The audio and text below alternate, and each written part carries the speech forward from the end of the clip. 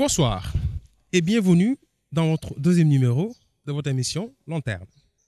Aujourd'hui, nous avons comme invité Boubacar Mohamed Racine-Sy, conseiller municipal à la mairie de Patte d'Oie, membre du mouvement Al-Sar de Benno Bokk Yakaar. Il est écrivain et essayiste. Il est aussi juriste privatiste. Nous avons le plaisir de le recevoir aujourd'hui. Bonsoir. Bonsoir Ahmed Siassi. Je suis très honoré de venir à ton émission et vraiment ça me fait plaisir de parler à la population locale de la Patte d'Oie. Comme vous l'avez dit, je suis conseiller municipal, donc je crois qu'il est de temps en temps une bonne initiative de parler à la Patte d'Oie, aux populations de la Patte d'Oie. Boubacar, vous venez de publier un essai politique. Vous l'appelez Le Sénégal sous laser politique. Un titre qui parle et qui est une contribution pour tous les Sénégalais. Alors, vous l'avez dit, cela offre une analyse sans complaisance de l'état du pays sous les gouvernances des 4 chefs d'État successifs. Mais fondamentalement, d'où vient le projet et pourquoi la publication d'un essai politique au nom de le Sénégal sous laser politique? Alors, je voudrais dire pour réponse à cette question que toutes les personnes qui me connaissent savent que depuis longtemps je fais des chroniques, en tout cas des réflexions politiques que je partage sur les réseaux sociaux, notamment le réseau social Facebook et aussi sur la presse en ligne. Pratiquement tous les sites, je publie dans pratiquement tous les sites, donc c'était une routine finalement. Alors je voudrais rendre hommage à mon père parce que c'est lui qui m'a formé par rapport à ça. Et je peux dire avoir eu un vrai mentor intellectuellement parlant, donc une personne qui m'a suivi depuis que j'étais petit et qui n'a jamais été avare en remontrance et aussi qui m'a toujours formé autrement. Donc c'est avec lui que j'ai eu le goût de l'écriture et c'est comme ça que j'ai fait je faisais habituellement des chroniques et même des critiques, on peut dire. Alors, le projet en tant que tel du livre m'est venu subitement comme ça parce qu'on était au début de la pandémie coronavirus. C'était même pas déjà une pandémie. À l'époque, c'était pas une pandémie à cette période-là. Il fallait combler le temps un peu. Donc, j'avais décidé furtivement comme ça de faire un livre. Et c'est comme ça que m'est venue l'idée. Je peux dire en 21 jours, j'avais fait déjà le gros du travail, j'écrivais toutes les nuits. C'est comme ça que j'avais eu la première mouture. Mais je puis dire ici que c'est mon père qui m'a formé et qui m'a beaucoup aidé. Je lui dois beaucoup, même pour ce projet-là. Malheureusement, il est décédé au mois de mars. Donc, d'ailleurs, je recueille les prières de tout le monde pour lui. Que son nom repose éternellement. Merci beaucoup. Alors, nous l'avons vu, vous lui avez rendu hommage à titre posthume et plus dédicace vraiment à travers les premières pages. Et nous voyons également que vous avez eu beaucoup d'échanges sur ce projet-là. Et qu'est-ce qui a fait effectivement que cela puisse sortir après et sans complaisance avec toutes les critiques qui y sont? Bon, je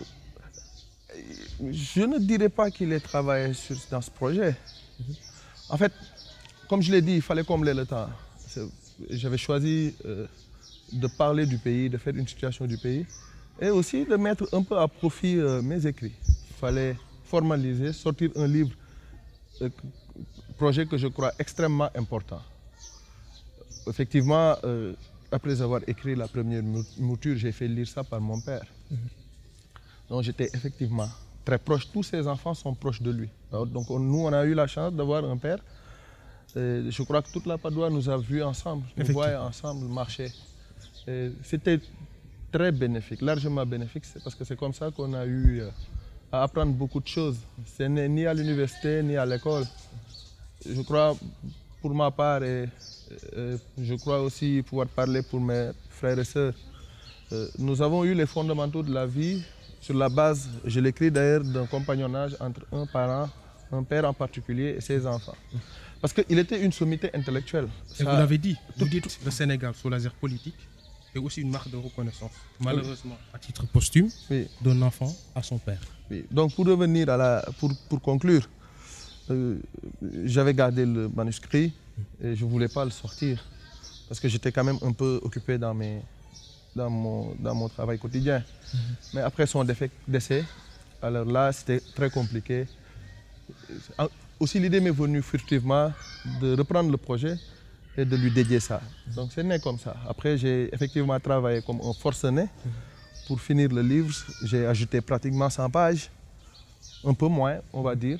Et finalement ça a abouti à ça et je m'en réjouis.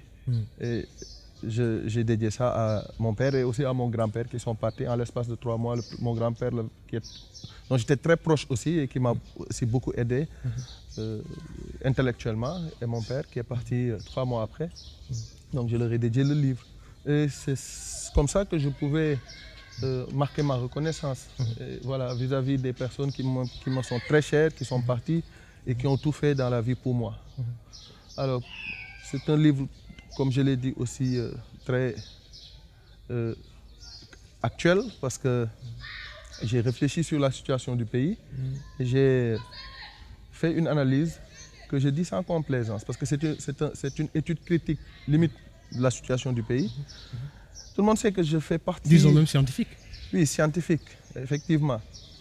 Mais la particularité, c'est que j'ai essayé de ne pas faire comme beaucoup au Sénégal, qui sont dans une chapelle politique et qui écrivent un livre, je ne dirais pas un livre, en tout cas qui écrivent pour parler de, en tout cas pour, on va dire, chanter, non pas les louanges, mais en tout cas, ou bien retracer le bilan ou parler que de ce qui a été bien fait. Moi, j'ai choisi une autre option, c'est-à-dire de faire une étude critique. Ah, mais ça aussi, vous l'avez fait, parce que vous avez vraiment exprimé des éloges à travers les réalisations du président Macky Sall, quand même. Oui, ce ne sont pas des éloges, c'est la réalité. J'ai essayé de décrire avec exactitude ce que je vois, ce que j'ai vu. Mais oui, vous l'avez chanté quand même. Non, non, non, c'est pas, je ne l'ai pas chanté, j'ai juste dit, j'ai juste rappelé ou parlé de son bilan qui à bien des égards me paraît satisfaisant. J'ai donné des exemples là-dessus. C'est pas chanter, être le chant du président, c'est juste dire ce qui a été bien fait. Par ailleurs, j'ai beaucoup dit tout ce qui n'a pas été très bien fait. Sur le plan moral? Oui, sur le plan moral, et même, oui, sur le plan moral. Et dans bien des cas où c'est assez palpable, ce n'est pas que sur le plan moral. Vous savez, dans un bilan, tout n'est pas parfait. Il y a des choses qui sont bien faites, d'autres qui ne le sont pas, qui ne sont pas bien faites. Alors pour un intellectuel, il me semble qu'il faut dire ce qui n'a pas été bien fait, tout ce qui a été bien fait. Il faut dire ce qui a été bien fait. Effectivement. Parce que j'ai écouté un très grand un scientifique de renommée qui disait qu'il n'aimait pas les ordinateurs parce que pour lui, construire un pays, c'est comme une bibliothèque. C'est superposer les bonnes choses. C'est pointer du doigt tout ce qui n'a pas été bien fait, mais c'est superposer aussi les bonnes choses. Pour superposer les bonnes choses, en tout cas les bonnes actions, il faut les identifier et mettre le doigt là-dessus. Donc il me paraissait fondamental de dire ce qui n'a pas été bien fait et de dire aussi ce qui a été, selon ma compréhension des choses. Ça seulement d'ailleurs, le premier chapitre qui explique effectivement l'étymologie de la politique, non seulement au sens plus large du terme, et effectivement vous revenez sur plusieurs aspects. Et comment faire de la politique et les hommes politiques, quelle posture ils doivent avoir pour bien mener à bien l'action politique en tant que telle. Mais est-ce qu'effectivement vous voyez qu'au Sénégal, nous avons peut-être un manque je vais dire de reconnaissance vis-à-vis de nos aînés sur la scène politique, mais aussi de comment faire la politique, on doit faire la politique. Je vais me répéter, parce que j'ai eu à faire beaucoup de plateaux. Je dis ceci, que la politique au Sénégal est l'activité la plus permanente. C'est-à-dire on fait beaucoup de politique au Sénégal. Et beaucoup de plateaux, on parle de la politique. Oui, on parle beaucoup de politique, outrageusement. Effectivement. Il était important pour moi aussi, je fais de la politique. Il était important pour moi de faire un essai politique dans lequel essai j'expliquais un peu ce que c'est la politique, quel était son but, quelle était sa définition réelle.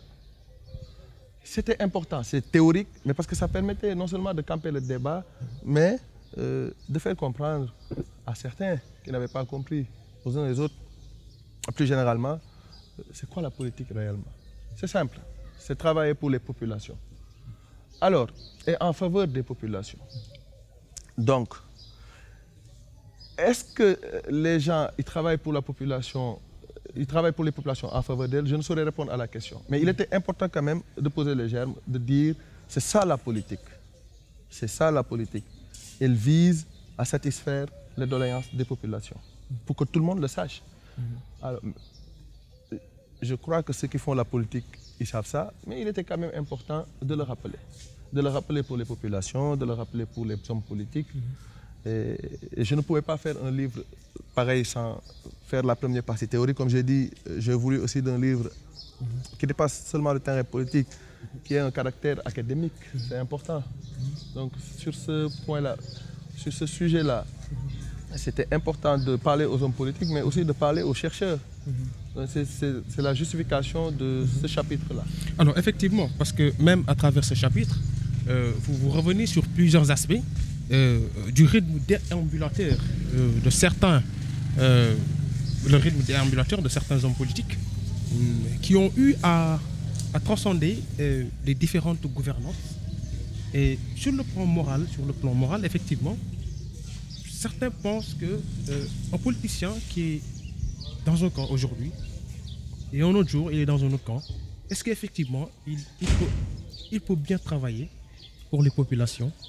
Parce qu'effectivement, avant tout travail, il y a aussi la moralité et effectivement une doctrine à suivre, une base politique à avoir et des idéologies à défendre.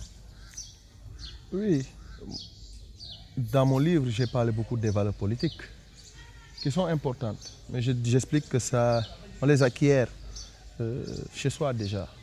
C'est assez important.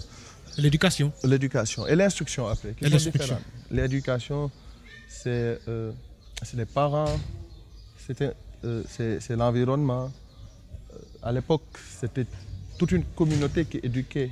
Les parents d'abord, ensuite le quartier, les gens qui étaient avec les parents et qui considéraient, chaque parent considérait tous les enfants comme ses enfants. Et aussi les autres parents acceptaient cette vérité-là. Ce qui faisait que quand un parent faisait des remontrances ou corrigeait l'enfant d'une autre personne, c'était quelque chose d'assez normal. Est-ce que c'est accepté aujourd'hui? C'est un autre débat. Mais pour revenir à la morale politique, en tout cas, ce qui est sûr, je donne mon exemple. Ici, nous avons été défaits à la Padoue. Moi, je considère que la population ne nous a pas choisis et a choisi une autre équipe. Même si je collabore, qui fait partie de la mission, je n'ai pas été choisi. Une équipe sur place que vous n'avez pas manqué sur vos chroniques. Non, ce n'est pas que je n'ai pas manqué cette équipe. Moi, j'ai dit la vérité, ce que je considérais la vérité. Si ce n'est pas bien fait, je dis que ce n'est pas bien fait. Oui, mais vous vous opposez quand même. Vous attaquez parfois? Non, je n'ai jamais attaqué. Oui. J'ai rappelé... Vous l'avez fait? Non, j'ai rappelé l'état actuel de la cité qui n'est pas reluisant. Et pendant votre magistère, il y avait eu des moments qui n'étaient pas du tout reluisants aussi. Mais bien sûr. Et voilà. Oui. Mais vous attaquez toujours comme ça? Non, je n'ai jamais attaqué. Je vous fais la confidence. Oui. Au conseil municipal, moi, plusieurs fois, j'ai voté ce que l'équipe, en tout cas l'exécutif local a présenté. Moi, j'ai voté parce que je trouvais très bon pour la population. Très pas bien tous les projets quand même. Pas non, tous les je projets. ne peux pas voter tous les projets. Oui. Mais c'est moi qui juge, selon ma compréhension des choses, si tel projet est bon pour la cité ou n'est pas bon pour la cité. Tous les projets que j'ai... Ce qui aurait été grave, c'était de ne voter aucun projet. Mais il y a beaucoup de conseillers qui votent non, juste parce qu'ils sont des opposants. Non, mais moi, je ne peux pas réfléchir comme ça.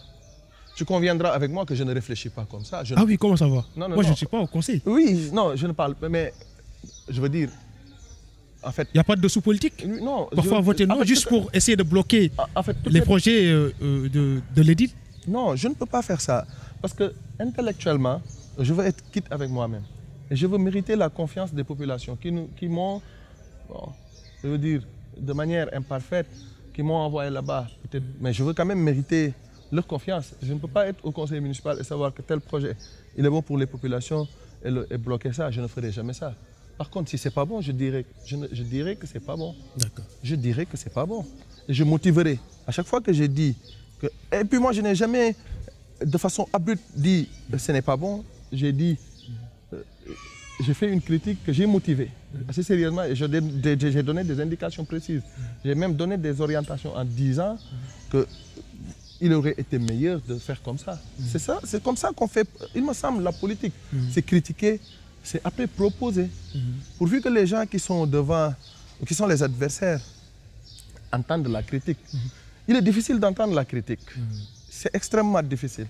Or, un intellectuel, il doit entendre la critique. La critique, c'est une arme dynamique qui fait avancer l'individu. Tu dois être réceptif. Il faut être réceptif. Même si la critique est infondée, il faut être réceptif. Il faut l'écouter. Il faut l'écouter parce que c'est important. Personne n'a le monopole du savoir.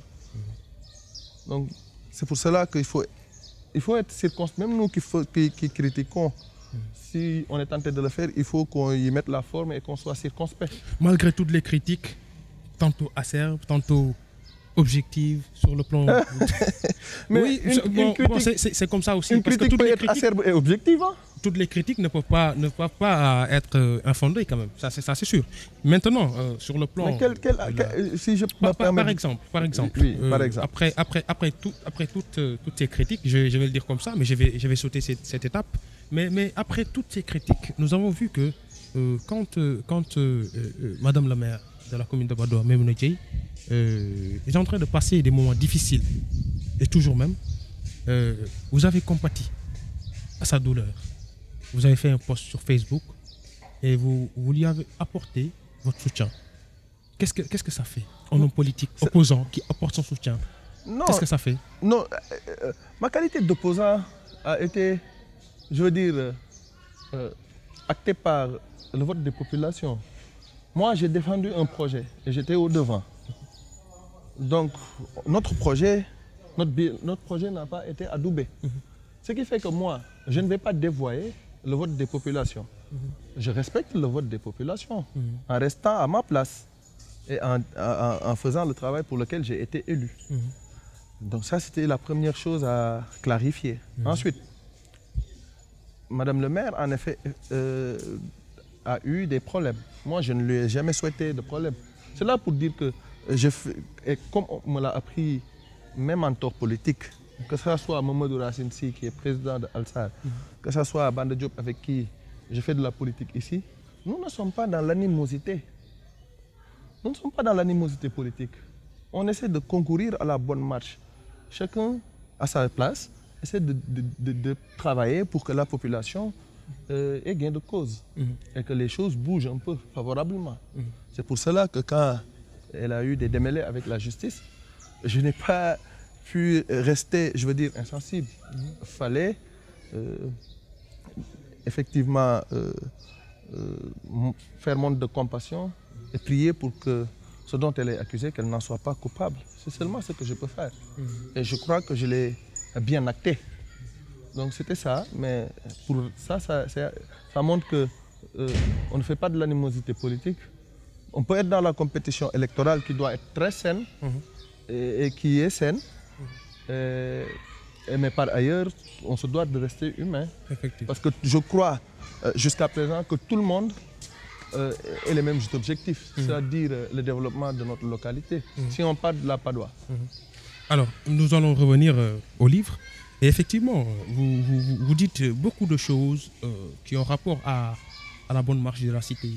Et quelles sont les... Parce que quand vous posez des problèmes, vous apportez des solutions aussi. Les alternatives à prendre. Et vous avez beaucoup parlé des mœurs. Vous avez beaucoup parlé de l'éducation en tant que telle, de l'instruction, tout à fait. Mais aussi du mentoring par rapport aux hommes politiques. Parce que parfois, il y a des hommes politiques, quand ils sentent qu'il y a un jeune qui est bien et qui arrive, ils vont tout faire couper la tête. Qu'est-ce que vous donnez approximativement comme alternative sur le mentoring et aussi comment bien élever les hommes politiques dans un parti ou dans un mouvement, quel qu'il soit? Bon, je n'ai pas souvenir d'avoir dit ça exactement comme ça. Non, pas comme ça. Vous, Oui, vous ne l'avez je pas n'ai- dit comme ça. Je n'ai pas dit ça, oui. Mais moi, j'ai ajouté. Oui. J'ai ajouté ça. J'ai ajouté que beaucoup d'hommes politiques, ils font comme ça. Oui, bon, ça devrait pas, si les hommes politiques font ça, ça ne devrait pas se passer comme ça. Oui. Ce que je sais, c'est qu'un jeune, il ne doit pas être pressé. Et il doit prendre le temps nécessaire pour se former. Moi, je comprends que gérer une mairie, c'est très difficile. Il faut être prêt sur tous les plans. Oui. Et cela nécessite une longue préparation. Maintenant, le constat est que les jeunes sont pressés.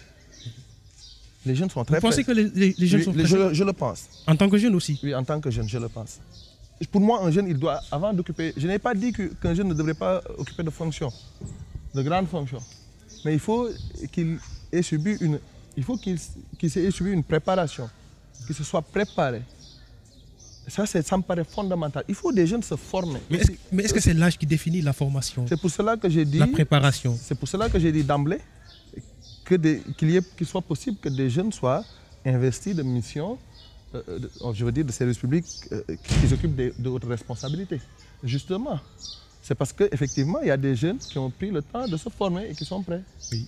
Mais le principe, c'est qu'on ne peut pas avoir la destinée des populations entre ses mains et au préalable ne s'être pas formé. Oui. Ça, c'est une catastrophe. Parce que gérer une mairie, gérer un État, ce n'est pas de la blague. N'importe laquelle décision prise aura un impact, mais direct sur la vie des populations. Mais on peut bien avoir une expérience Non, mais je parle de... bien définie et ne pas bien gérer. Mais Qu'est-ce que ça La fait? gestion est compliquée. Oui, la Mais gestion moi, elle est compliquée. je parle de cheminement normal. Oui. On ne peut pas... Je donne un exemple simple. On ne peut pas confier la Padoa à une personne impréparée. On peut être d'accord sur ça. Mais l'impréparation, qu'est-ce qu'il a défini? Non, Est-ce que c'est l'âge seulement? non, je suis d'accord que ce n'est pas l'âge. Oui. Je dis qu'il faut... C'est tout un tas de choses. Oui. C'est déjà écouter les anciens, par exemple. Cela me paraît fondamental. C'est aussi... Est-ce que toutes les idées des anciens sont bonnes? Non. Là, on est dans, je veux dire, dans les... On peut toucher à tout, on touche aux anciens, Non, on touche aux on est jeunes. dans les singularités. Mais ce qui est... En fait, tous les grands hommes, à un moment donné de la vie, Oui. ont été avec des personnes avec plus d'expérience et ont appris de ces personnes. Mûr. Oui. Il faut... Et d'ailleurs, on dit que c'est la somme des erreurs qui donne l'expérience. En fait, Oui. la somme des échecs. Oui. C'est-à-dire, il faut prendre le temps d'arriver à maturation, d'emmagasiner beaucoup, d'être avec des personnes, d'être derrière, de regarder, d'essayer de comprendre, de voir les erreurs des gens pour pouvoir, après, être, je veux dire, apte. Cela me paraît fondamental. Ça, c'est adressé aux jeunes. Ça, c'est adressé aux jeunes. Maintenant, pour les personnes plus âgées, qui sont d'un âge avancé, ces personnes-là devraient aussi former les jeunes, les accompagner, tout leur donner, leur parler, leur dire les difficultés. Et après, c'est comme ça que la transmission de savoir, mais aussi de compétences, tout se fait. C'est comme ça. Oui. Il me semble nécessaire de revenir aux fondamentaux. Un jeune, il doit se préparer. Il ne peut pas venir comme ça. Et... Maintenant, les jeunes sont pressés. Oui. Voilà, c'est ça. Maintenant, vous pensez qu'au Sénégal, la démocratie, elle est en bonne marche? Bon, c'est une question très compliquée à laquelle répondre. Ah oui. Oui, parce que si on... Et pourtant, vous n'avez pas donné l'impression de montrer qu'elle est compliquée dans le livre. Si, Ah oui. la démocratie, c'est très compliqué. C'est très compliqué. Parce que... Abraham Lincoln disait, la démocratie, c'est le pouvoir du peuple. C'est le gouvernement du peuple par le peuple et pour le peuple. C'est pour cela que je dis que c'est compliqué. Parce qu'il y a... Si on prend les textes, le Sénégal est un État démocratique. Toutes les institutions de la République fonctionnent. Partant de là, je donne un exemple simple. Au Sénégal, en fait, je vais prendre le contexte sous-régional. Il y a des coups d'État par-ci, par-là. Oui. Il y a des gens qui s'agrippent au pouvoir. Au Sénégal, le président de la République, Macky Sall, il décide de ne pas briguer un autre mandat. Le Sénégal est donc un cas à part, mais c'est un pays chanté par tous les autres pays du monde. Mais certains pensaient que le président Macky Sall voulait briguer un troisième mandat. Non, ce n'est pas cela qui compte. Ce qui compte, c'est qu'au final, le président de la République a Et décidé je pense qu'il y a eu pression. C'est pour cela que... Non, on a vu des présidents subir de la pression, Oui. après forcer. Et pas populaire seulement. Je comprends Il y a eu pas. des pressions d'autre part. Oui, non, comme je le répète, il y a des présidents de la République Oui. qui ont forcé des décisions, ayant subi de la dépression. Et Oui. pourtant, ils ont forcé. Après, ça a engendré ce que ça a engendré. Oui. Ce qui est constant, c'est que le président de la République a décidé de ne pas être candidat. C'est rare. C'est très rare. Si mes souvenirs sont exacts, c'est le président nigérien qui a fait ça, Idriss Mamadou Issoufou. Issoufou, avec Mohamed Bazoum. Oui. Mais dans la sous-région, là, c'est des coups d'État à n'en plus finir. Donc, partant de là, personne ne peut dire que le Sénégal est un pays antidémocratique. Les institutions de la République fonctionnent. L'Assemblée nationale est en place. Est-ce qu'elle fonctionne normalement? C'est pour cela que je dis... Comme les textes les C'est stipulent. pour cela que je dis Oui. que c'est très compliqué. Oui. Ce qu'il faut retenir, et c'est l'objet de mon livre... Mais ce qui est compliqué, vous ne le dites pas. Non, non, j'en viens. Oui. Ce que je dis, et c'est l'objet de mon livre, c'est qu'il faut travailler pour renforcer la démocratie. Il faut renforcer, c'est un travail de longue haleine. C'est-à-dire comment? Par quelle voie? J'ai donné des exemples. J'ai dit, l'un des problèmes de ce pays, c'est la rupture de l'égalité des citoyens devant la loi. La rupture de l'égalité, j'ai dit, c'est l'absence d'éducation des masses. D'accord. J'ai dit, c'est la main invisible de la France. D'accord. Et tout ça a un impact sur la bonne marche de notre démocratie. Donc il me semble que c'est comme ça qu'on doit voir les choses. Quand je dis qu'il y a un problème qui est la rupture de l'égalité des citoyens devant la loi, j'ai donné tas d'exemples. J'ai dit la rupture de l'égalité des citoyens devant l'administration, par exemple. Tout le monde sait, toute personne qui a un service à régler ici, la première chose à laquelle elle pense, c'est qui est cette personne qui peut me faciliter le service. Or, l'administration, c'est la neutralité. Et c'est régler les services en délai normal. Donc ça, c'est un problème.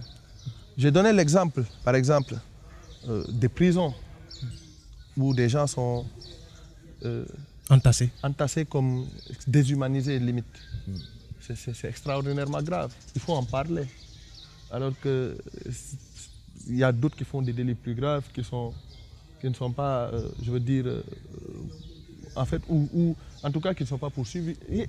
En fait, la démocratie, c'est un travail effectivement de longue haleine et puis il faut tout faire effectivement pour renforcer. En faisant des diagnostics et en essayant d'amener solution. Mais est-ce que la situation économique peut bien rimer avec ce travail que vous dites? Qu'est-ce que tu entends par situation économique? Oui, nous sommes un pays sous-développé.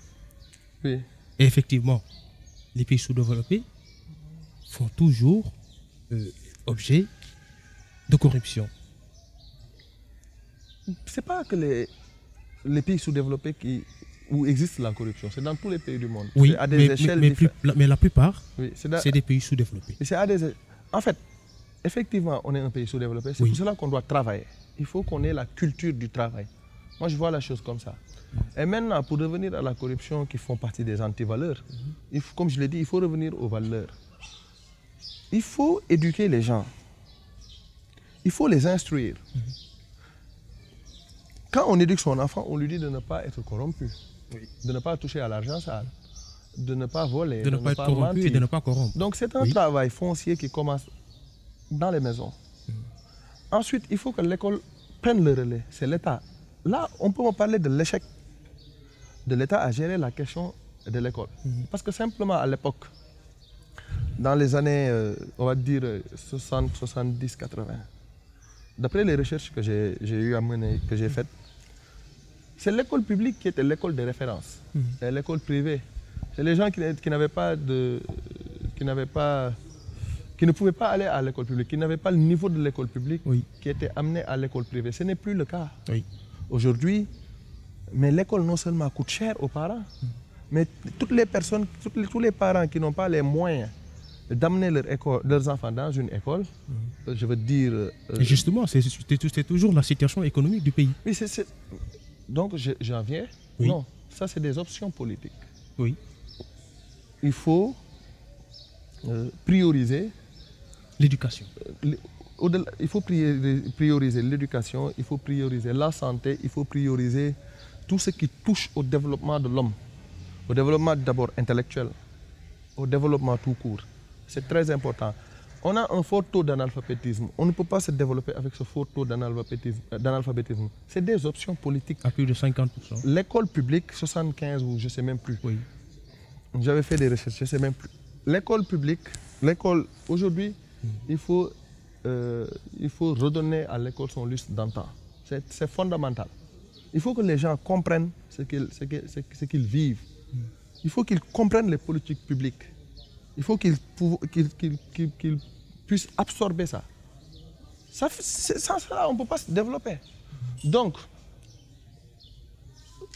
mais il ne faut même pas chercher de midi à 14h. L'initiative à prendre, c'est de restaurer les choses. Ce qui doit être normal. Permettre aux gens de se soigner, amener les gens à l'école et permettre aux gens de manger. Mais ça, c'est la théorie. Mais sur le plan des finances, est-ce que le Sénégal... Oui, c'est une question de priorisation des politiques publiques. D'accord. C'est une critique que je porte. C'est une question de priorisation. Sur toutes les gouvernances? Non, pas sur toutes les gouvernances. Ce qui est constant, c'est que je disais tout de suite que dans les années 60 jusque dans les années 80, cela ne se passait pas comme ça. Oui. Après, c'est parti en vrille. Mais je te pose une question toute simple. On dit Ubitei Djangetei, ce qui n'est pas normal d'ailleurs. Dans tous les pays du monde, si l'école ouvre ses portes, les gens vont étudier. C'est parce que tenir ce Ubitei Djangetei, c'est parce qu'on est dans une situation d'anormalité totale. Raison pour laquelle on professe cette phrase. On peut être d'accord sur ça. D'accord. Mais est-ce que tu trouves normal qu'on ouvre l'école aujourd'hui et on envisage d'aller en grève la semaine prochaine? Est-ce que les conditions aussi sont réunies pour que les enseignants puissent vraiment... je ne parle pas des enseignants. Oui, mais c'est un ensemble. Oui, les élèves viennent pour étudier et il y a les enseignants qui sont sur place. Voilà. Et avec lesquels l'État du Sénégal ne respecte pas certaines conditions. Non, je ne le dirai pas comme ça. Oui. Ce que je peux dire. Vous le dites comment? Ce que je peux dire, oui, c'est qu'il faut aussi bien de l'État que les syndicats, que les enseignants, oui, ok, prioriser l'intérêt des enfants, par conséquent, et par ailleurs du pays. Parce que si on ne forme pas les élèves, on ne peut pas se développer. Parce que c'est eux après qui soignent, qui mènent les négociations, qui dirigent ce pays, hein, qui font des trains, qui doivent faire des trains. Il faut former, il faut donner à l'enseignement, comme je l'ai dit, c'est l'aide de noblesse, c'est important. Oui. Je ne fais pas dans le distinguo. Oui. Maintenant, c'est à l'État de mener les négociations.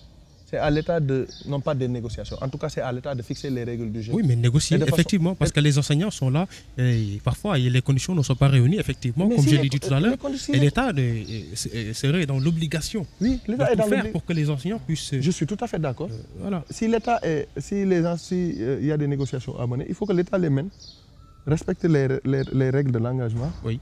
Et puis, pour le bien, moi je parle du bien-être de l'école. En tout cas, mettre les élèves dans de bonnes conditions, les apprenants, pour qu'ils puissent poursuivre leurs études et qu'ils fassent de bonnes études. C'est simplement ce que je dis. Si la faute est entièrement à l'actif de l'État, il faut pointer du doigt. Mais j'en reviens, en tout cas, j'ai dit tout de suite, j'en reviens à ça, que c'est un échec. Je mets ça sur le dos de l'État du Sénégal, qui a l'obligation, effectivement, que l'école fonctionne. D'accord. Même si les enseignants... Et pas que l'école seulement d'ailleurs, la santé... Je donne un exemple.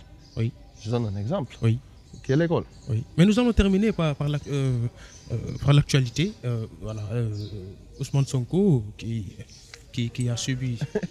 Mais pourquoi vous... Alors, vous savez bien que c'est l'actualité. Oui. Et on lui a refusé les fiches de parrainage à la DGE. Ouais. Et qu'est-ce que vous en dites? Parce que tout simplement... La DGE, est-ce qu'elle est habilitée a refusé de donner des fiches quand même. Bon, Qu'en pensez-vous? Non, je ne peux pas répondre à la question. Pourquoi? Non, Vous êtes juriste? Oui, non, mais je n'ai pas réfléchi à la question, Mais comment? en vérité. Mais c'est l'actualité. Oui, c'est l'actualité. Oui. Je constate l'actualité. Oui, Ce vous que je constatez et vous avez un avis à donner. Non, je n'ai pas d'avis à donner sur ça. Vous, avez sur la question. Vous êtes un chroniqueur Oui, politique. Oui, mais c'est l'actualité. Oui, oui, oui, mais j'en viens. Si la Cour suprême, Oui, la Cour suprême oui. a donné raison, limite à la DGE. Comment? Qu'est-ce que la Cour suprême a dit? Mais et la réquisition du procureur, vous en dites quoi? Non, en fait, ce qu'il y a lieu de prendre en définitive, c'est ce que la Cour suprême a dit. Mais le procureur n'a pas dit ça. Non, ce qui est un peu bizarre, C'est-à-dire que ce n'est pas à la limite DGE. UBesque, c'est quand Oui. le procureur, Oui, aujourd'hui on peut me poser l'argument du procureur. oui, Le procureur a dit beaucoup de choses oui. qui a été limite décriées. Décrié. Oui, décriées. Moi, qui ai fait des études en sciences juridiques, Décrié de la part en fait, des gouvernants. oui, non, ce que je peux dire sur ce point-là, Oui, c'est que c'est selon le bord où l'on se trouve oui, qu'on décrit,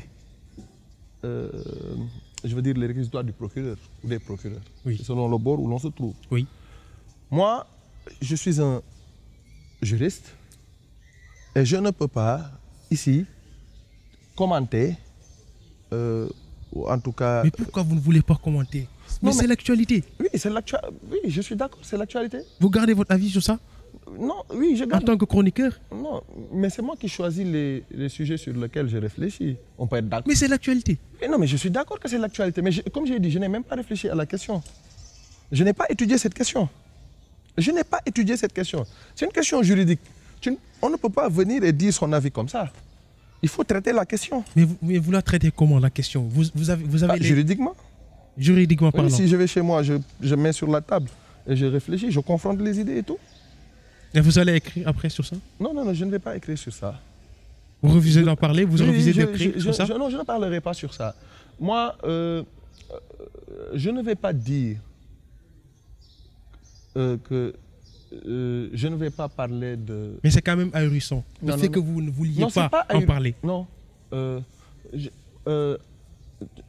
Tu habites à la Padoue. Oui. On habite à la Padoue. Je crois que tu sais que je fais partie des personnes qui aiment interagir, discuter. Oui. Oui, mais sur certains sujets, Oui. ils peuvent déraper, Oui. où les gens n'ont plus leur conscience intellectuelle. Moi, j'en refuse d'en parler. Ah, vous pensez que cette question, elle est... Oui, c'est dépassionné. C'est complètement dépassionné. Si c'était avec des gens qui avaient la raison, qui avaient toujours la raison et qui peuvent discuter dans les règles de la discussion, alors là, on peut en discuter. Et vous pensez que... Non, je ne pense pas, je dis ce que je vois. J'ai dit ce que j'ai vu. Vous dites ce que vous voyez, mais vous refusez de parler de... Non, j'ai donné mes motivations. J'ai dit que je préfère sur certains sujets ne pas les évoquer du tout. Mais est-ce que ces motivations sont bien... Non, les motivations, c'est moi qui fixe les motivations. On peut être d'accord sur ça. Voilà. Je donne un exemple. D'accord. Quand on parle d'un leader politique ici, Oui. on peut parler de n'importe quel leader. Parce qu'on doit en parler. C'est des gens qui veulent diriger ce pays. Pour certains, on n'en a pas le droit. Oui. Ou si on le fait, on est limite insulté. Oui. OK? Ce que je trouve attentatoire à la démocratie. Là, je n'indexe même pas le leader. J'en appelle à la raison. On doit pouvoir tout discuter dans ce pays. Intellectuellement. Moi, j'accepte toutes les critiques, tous les contre-arguments, mais je constate simplement que sur certains points, tout le monde n'a pas la raison. Ou tout le monde n'a pas sa tête sur les... Quel est votre dernier mot? Votre dernier mot? Non, je dirais juste que si Non, mais je suis content d'être ici et de discuter avec toi. C'est toujours plaisant. C'est moi qui vous remercie. Oui, et puis j'étais beaucoup tutoyé, hein? Tu m'en excuseras. On est ensemble. Oui, on est ensemble. Donc c'est un plaisir de parler aux populations locales, Oui. de leur parler de mon livre. Et national d'ailleurs. Oui, et national, oui. Oui. Mais bon, c'est la Padoue qui dit, quoi. Donc prioritairement, on s'adresse aux populations de la Padoue. La primeur est à la Padoue. Oui, tout à fait. Je leur dis simplement que, bon, en tant que conseiller, moi je travaillerai pour la population. Et Et je ferai tout ce qui est en mes pouvoirs, en tout cas, pour bien faire mon travail et mériter la confiance des populations. Et j'en profite aussi pour vous féliciter pour ce joyau, parce que c'est un essai vraiment intéressant. Je vous félicite au nom de toute la Padoa TV. Également, je félicite aussi Ousmane Mboup, qui est le réalisateur de cette émission. Je voudrais aussi dire qu'il m'a envoûté parce que je n'ai pas mes lunettes aujourd'hui. Alors, c'était Boubacar Mohamed Racine Sy, notre invité sur ce deuxième numéro de votre émission Lanterne. Merci et à la prochaine.